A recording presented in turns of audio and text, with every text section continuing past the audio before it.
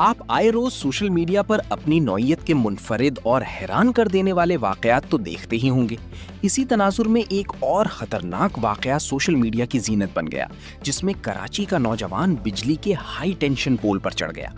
तफसीलात के मुताबिक कराची के इलाके सरजानी टाउन में 4K चौरंगी के करीब एक शख्स बिजली के हाई टेंशन पोल पर चढ़ गया, जिसके बाद रेस्क्यू 1122 की टीम और ईदी रजाकार शहरी को नीचे उतारने की कोशिशों में मसरूफ हैं, जबकि पुलिस भी मौके पर पहुंच गई और शहरियों की बड़ी तादाद जमा हो गई।